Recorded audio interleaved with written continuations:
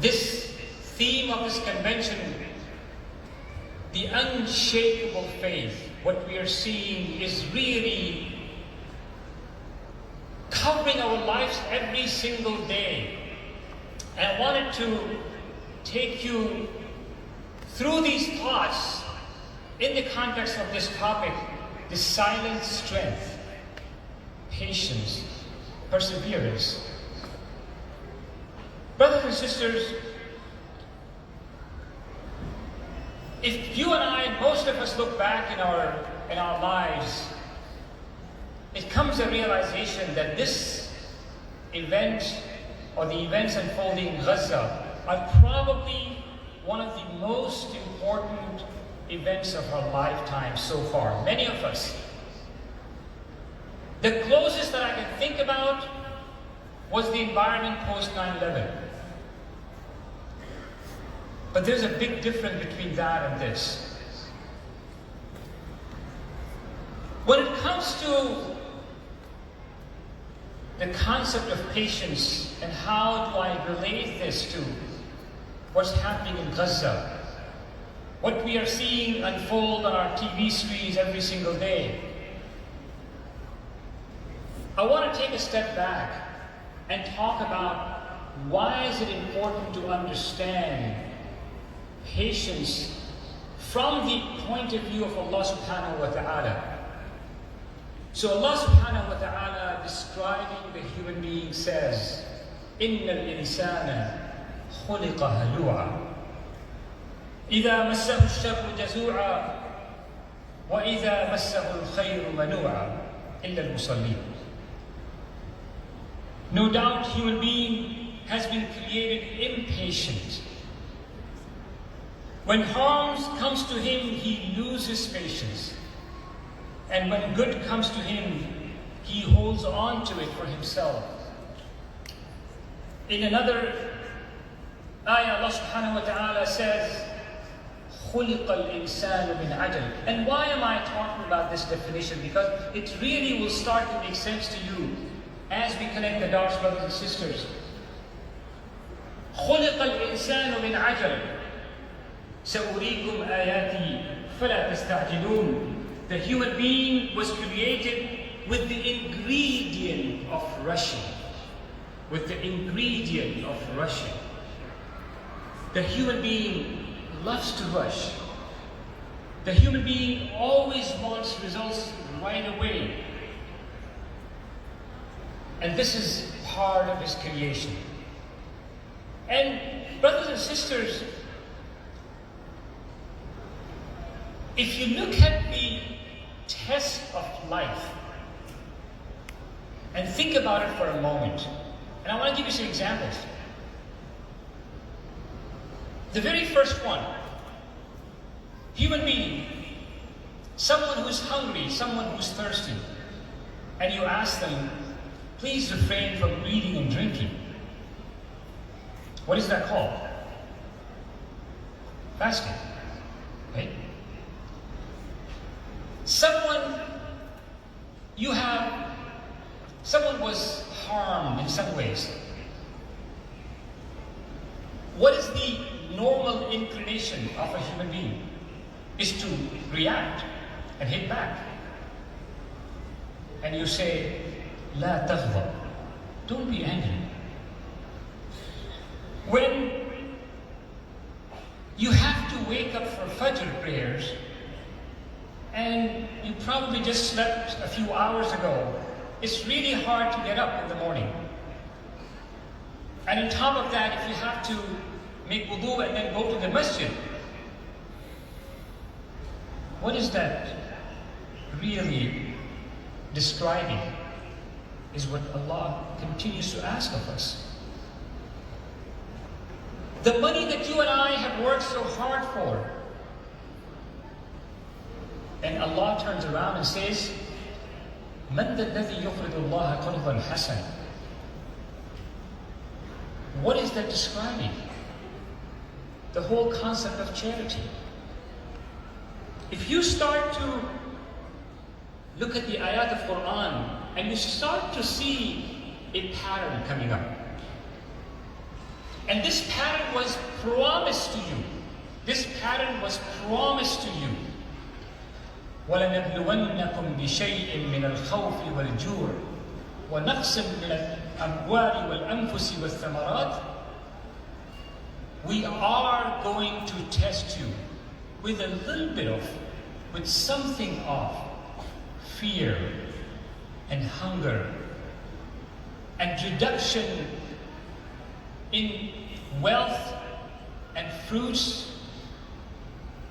But then the ayah of Quran lays it out. وَبَشِّرِ الصَّابِرِينَ وَبَشِّرِ الصَّابِرِينَ. Brothers and sisters, this test of humans, the test of humans' ability to work against their animalistic desires, is the real test of patience. Everything that we are programmed to do, we are asked to, what if Allah is basically saying, what if I ask you to get over your hunger, get over your thirst, get over your desires, get over everything that is from a human body perspective, from your desires perspective, is very attractive to you, and you're being asked, can you get rid of it? Can you temporarily stop it? Because again, fasting is not being described for 24/7, right? That's not the way Allah wants it. But He is testing you for a few hours a day. He is asking for a little bit of your wealth. He is asking you not to wake up the entire night and to pray the entire night, but just to wake up a bit earlier. Brothers and sisters, this is the test of this life. This is the test of our patience. This is what we are being asked to do, with an enormous promise of reward. If we are able to understand the psychology of this testing, we will be way ahead of this game. But again, remember this.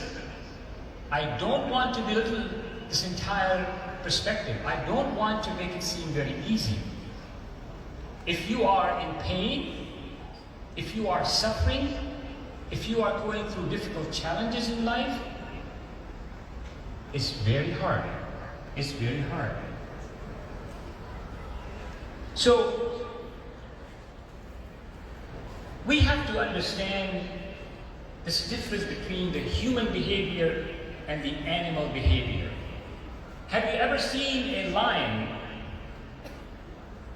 which, when it's hungry and is seeing a prey in front of it, it's going to say, well, maybe next time. It doesn't work that way, right? It doesn't work that way. The lion is going to attack its prey and eat it until it's full. Similarly, a whale or a shark is going to capture and eat whatever, small and big, whatever fish it can get. It can really swallow. It's not going to say, oh, this is a little fish. Let me just kind of give this fish a break. No, that doesn't happen ever. The only creation that has this ability to control its desires and is being given this faculty of aql, right? When you think about aql, right? Because your natural tendency is to go for it. The natural tendency is to grab it. The natural tendency is that greed, is that lust, is that hunger, is that whatever that is. That is the natural tendency, but we are being asked to put checks and balances on that. Allah is not asking us to get rid of that tendency, but there are checks and balances. This goes with our relationships, with our gender relations, with our family relations. We can do all these things, but at the same time, we have been asked to put restraints and boundaries. That's what a human being is really all about. So, to have sabr, brothers and sisters, to have sabr, وَاصْبِرْ نَفْسَكَ مَعَ الَّذِينَ يَدْعُونَ رَبَّهُمْ بِالْغَدَاةِ وَالْعَشِيِّ. Surah Al-Kahf. Most of you remember that. وَاصْبِرْ نَفْسَكَ مَعَ الَّذِينَ يَدْعُونَ رَبَّهُمْ. Tie yourself up. Put restraints on yourself. And be among those people who are calling on Allah subhanahu wa ta'ala day and night. You may feel like this group of people is not very cool. And this happened with the prophets even.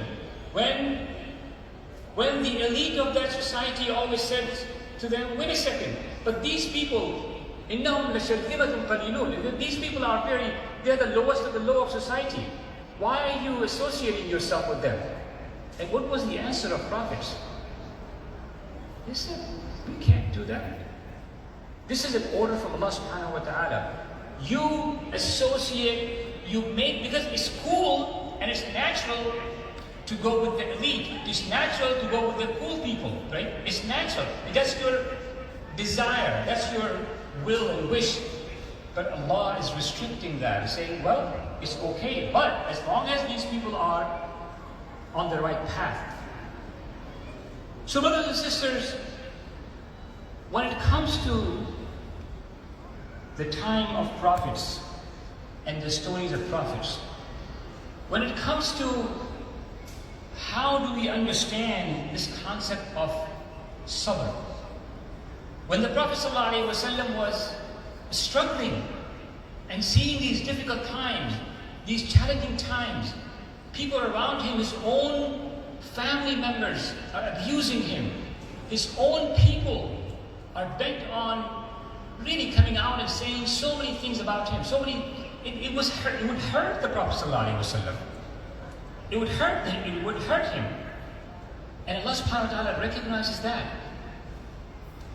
Allah subhanahu wa ta'ala is mentioning that we know it hurts you. We know it hurts you. But the way Allah addresses this challenge, because you and I today are hurting. You and I today, when we turn to the TV screens and social media and the news, we are hurting. You and I today, when we look at the state of affairs in Gaza and our brothers and sisters and what's happening to them, children being bombed, children being taken out of the rubble, we cannot even look at these images anymore. So how do you console someone like us, you and I? How do you console them? And the same was true for the Prophet ﷺ. He was going through a lot of pain and difficulty. And what was the Allah's methodology? Allah subhanahu wa ta'ala would say, فَاصْبِرْ كَمَا صَبَرَ أُولُو الْعَزْمِ مِنَ الرُّسُلِ وَلَا تَسْتَعْجِلْ لَهُمْ كَأَنَّهُمْ يَوْمَ يَرَوْنَ مَا يُوعَدُونَ لَمْ يَلْبَثُوا إِلَّا سَاعَةً مِنْ نَهَارٍ. Allah subhanahu wa ta'ala essentially is telling the Prophet ﷺ, have patience.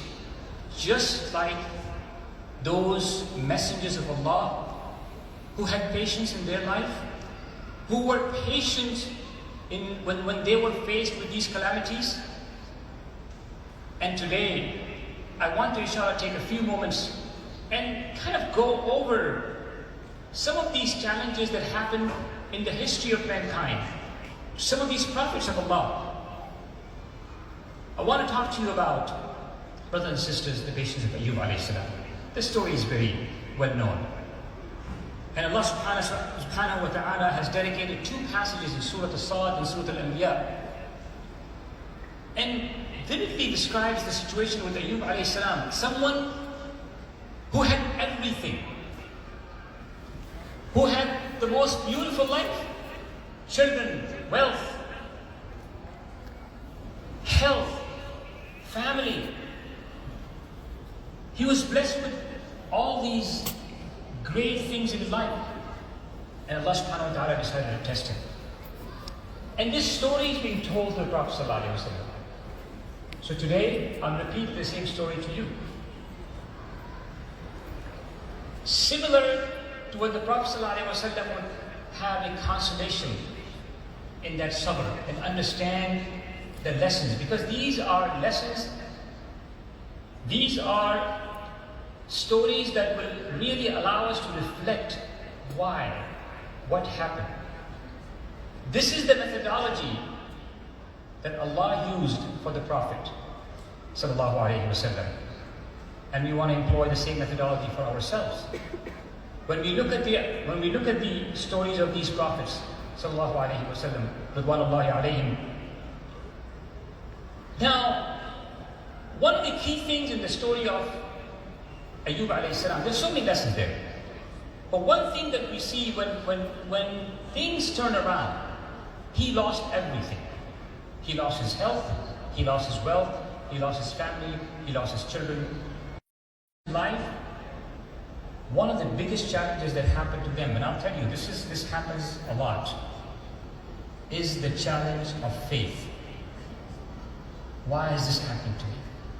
What did I do to deserve this? I was doing everything right. Why did Allah choose me? Na'udhu billah.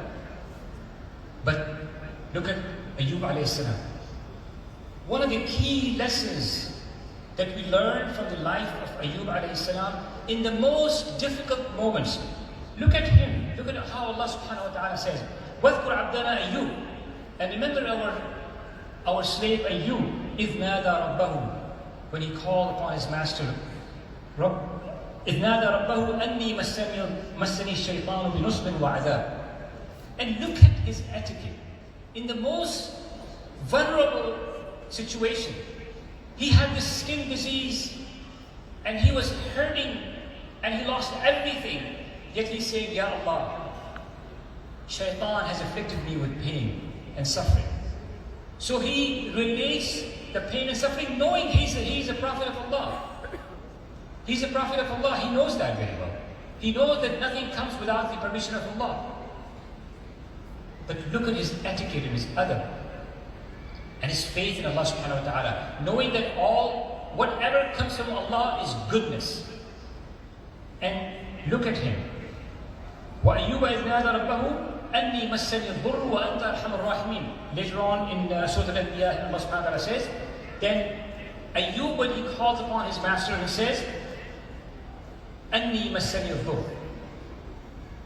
Suffering and pain has afflicted me, and he did not say, Oh Allah, cure me.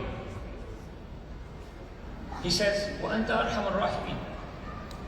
The one being called knows your situation more than you do. وَأَنْتَ أَرْحَمُ الرَّاحِمِينَ. And look how Allah subhanahu wa ta'ala answers his call. فَاسْتَجَبْنَا لَهُ. We accepted his dua. فَكَشَفْنَا مَا بِهِ مِنْ ضُرٍّ وَآتَيْنَاهُ أَهْلَهُ وَمِثْلَهُمْ مَعَهُ رَحْمَةً مِنْ عِنْدِنَا وَذِكْرًا لِلْعَابِدِينَ. And Allah subhanahu wa ta'ala, when the time came in, Allah would accept him, and he doubled down on what was given to Ayyub alayhi salam. SubhanAllah.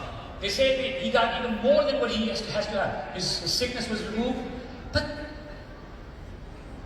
the key message here, what was Allah's judgment on him? Look at this ayah in Surah Sad, ayah number 44. Inna wajadnahu sabiran. We found him patient. Sabiran. فَنِعْمَ الْعَبْدِ إِنَّهُ أَوَّابٌ.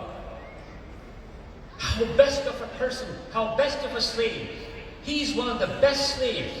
إِنَّهُ أَوَّابٌ. Awwab. He kept calling back to Allah subhanahu wa ta'ala. Brothers and sisters, those of you who know, if you are ever afflicted in pain, if you have a toothache, if you have a pain in your stomach, if you have a pain in any part of your body for 1 day or 2 days or 3 days, you start to get tired. And we are talking about years. Innahu awwab. He kept going back to Allah subhanahu wa ta'ala. Innahu awwab. We look at the story of Yaqub alayhi salam.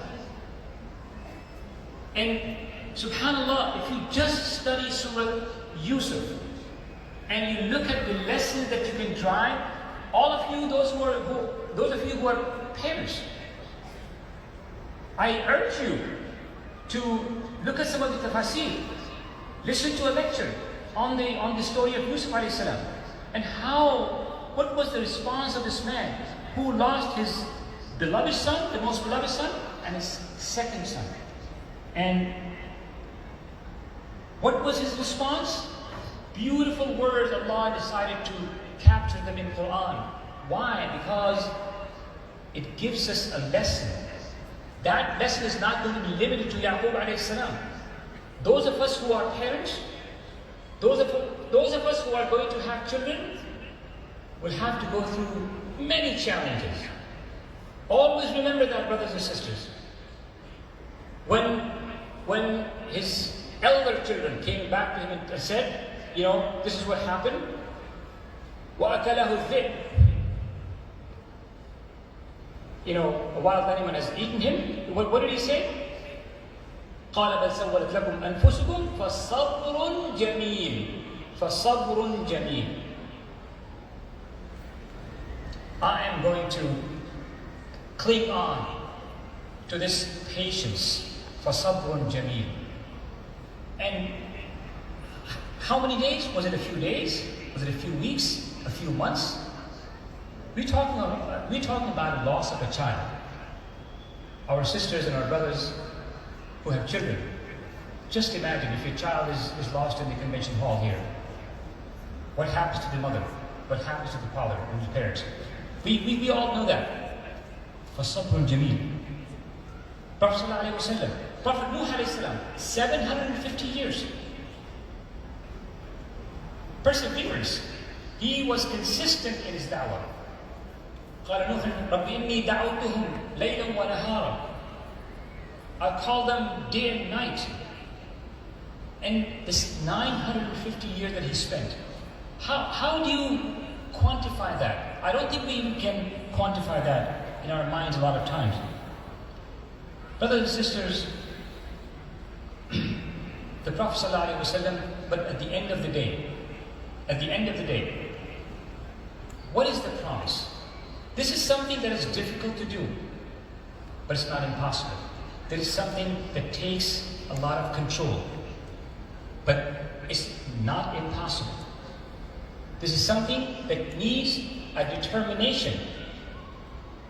The Prophet ﷺ reminds us, عَجَبًا لِأَمْرِ الْمُؤْمِنِ إِنَّ أَمْرَهُ كُلَّهُ خَيْرٌ. The Prophet of Allah is praising the matters and the state of the believer.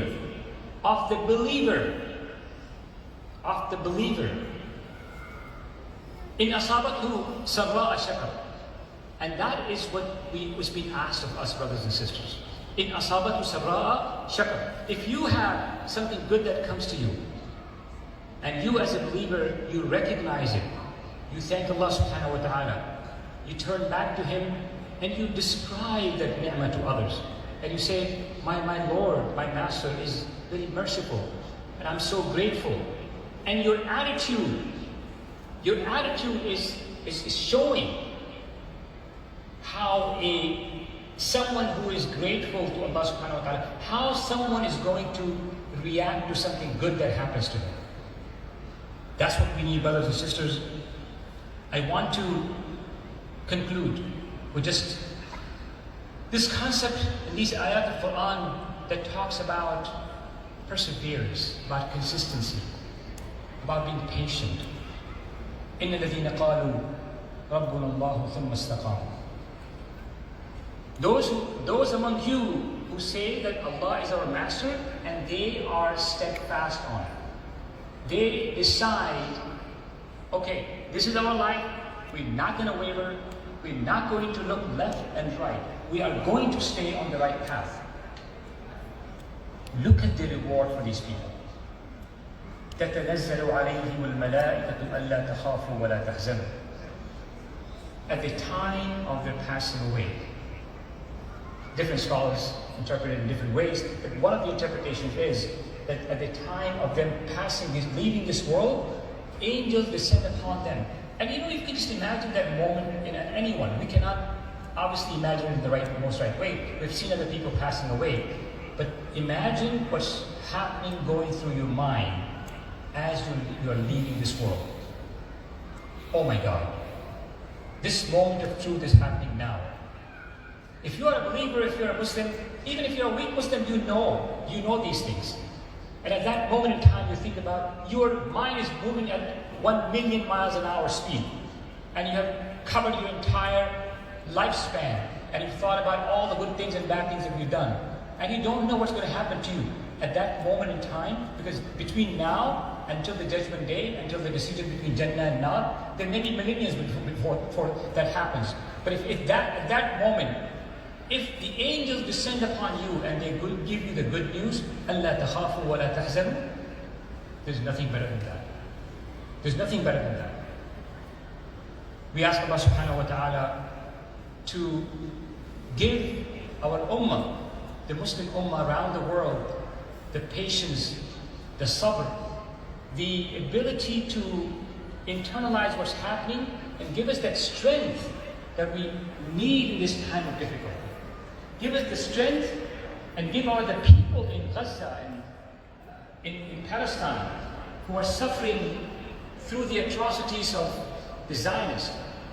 We ask Allah subhanahu wa ta'ala to really give us, console us.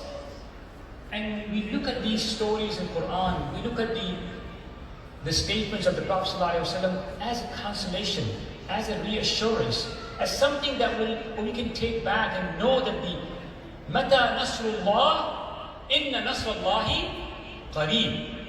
When we ask ourselves, when is the victory of Allah going to come, that we all would be able to say with full confidence, Inna Nasrullahi Qareeb. We make dua to Allah subhanahu wa ta'ala to give our brothers and sisters in Gaza and Palestine the victory, to remove the suffering and the pain of the people, and give this ummah the patience and the preservation. Jazakumullahu khairan. Wassalamu alaikum wa rahmatullahi wa barakatuh.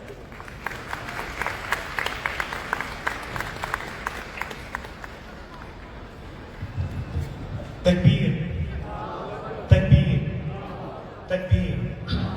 Jazakallah khair, Brother Javaid, for the incredible words talking about this silent strength. One of our sources of strength is just the fact that if you look around this room and you look around this entire convention center, our Muslim communities coming together, don't for 1 second think that has nothing to do with what we can do for our brothers and sisters in Gaza and all over. It is that unity, it is that camaraderie, that community that's going to make that difference. And we ask Allah to help rectify the affairs of the Ummah wherever they are. So moving forward, we talked about silent strength, but where does our strength come from? Inshallah, we will be discussing this in the next talk called Whispers of Faith, Sincere Worship, and our speaker will be Imam Suhaib Webb. Imam Suhaib Webb has a degree in education from the University of Central Oklahoma and Islamic law from Al-Azhar in Cairo. He was named as a faith leader to watch by the Center for American Progress in 2016. Selected as the Muslim community as one of the CNN's 25 most influential leaders.